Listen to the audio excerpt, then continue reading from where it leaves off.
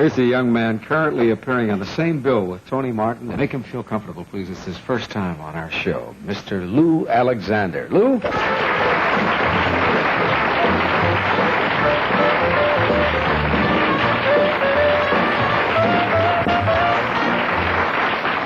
Thank you.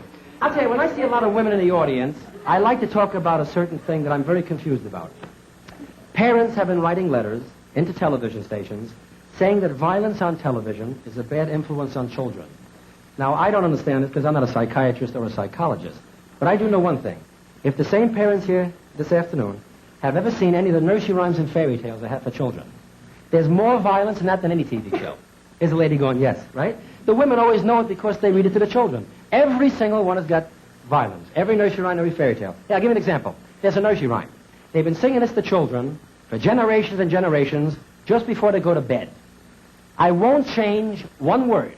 It goes, rock-a-bye baby on the treetop. When the wind blows, the cradle will rock.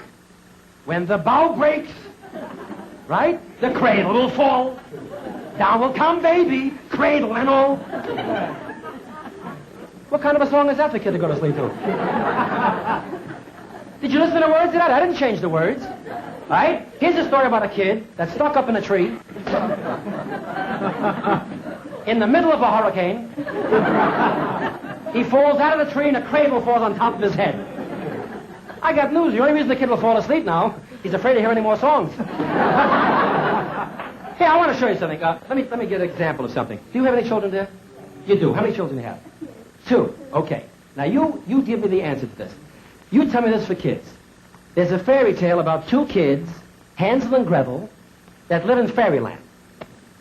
Now, that's bad already. Now, they meet a witch. They meet a witch who lives in a small village who gives out free candies and cookies to all the kids in the village. She's known as a candy and cookie pusher. Now, she gets all the kids in the village hooked on her junk. At the end of the story, these 2 kids can't afford to buy any more candies and cookies, so they kill her by throwing her in the oven. Right? And now, somewhere out there in fairyland, there's 2 witch killers running around with a cookie on their back. Here, take Snow White. Is this for kids? Here's a gorgeous girl living with 7 sick midgets. Right? One of them has an allergy. Another one is happy. Why not? He met the pusher from Hansel and Gretel. You know, I might sound like I'm preaching, but that is just my style of humor. I must tell you people about something that has actually changed my whole way of life. Something that's made me look at you people and everything in the world differently and more beautifully. All because I've converted. From eyeglasses to contact lenses. I know you probably think I'm kidding. I'd never lie. I really do wear them. In fact, before the show I take on, I put them in this little white case here. See, many entertainers wear them, but they don't tell you about it. I tell you for one reason. Because I'm proud of them. I've actually worn black horn-rimmed glasses for 12 years. And now, since science has discovered this, I'm able to wear little plastic lenses that fit over my pupils, and I can see clearly. But it's just my luck. This week, I became hard of hearing. Now I have to go out and buy the glasses again to hide the hearing aid. I got to tell you a true story that actually happened to me with contact lenses. I was working at a club one night, and after the show, a guy that I haven't seen for a long time walked over, slapped me on the back. You're ahead of me, but you're right. My right contact lens popped out of my eye into a stranger's drink next to me. So I tapped him on the shoulder and said, "Excuse me, sir, my eyeball's in your highball." Before I could stop him, he drank it down and toasted. Here's looking at you. Well, believe it or not, the same man today can read for his navel. Here, you've seen people reading down here for years.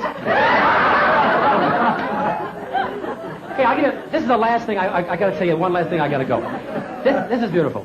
I was driving a car, and a cop stopped me. The true story, a cop stopped me, and he pulled me over to the side. He said, "Let me see your license."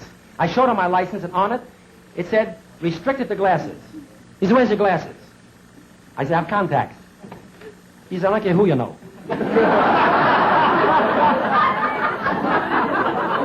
I said, "Officer, you don't understand." I said, "I wear contact lenses, the little plastic lenses that fit over my pupils." I said, "Officer, there's only one way you can tell I wear them. It's the only way." I said, officer, if you come this far from my face, this far, you look directly into my eyes at a 45-degree angle. And if I go like this, with my eyes, if I keep blinking them just like this, you can see them. Well, he did this. And just then the sergeant of the police came by.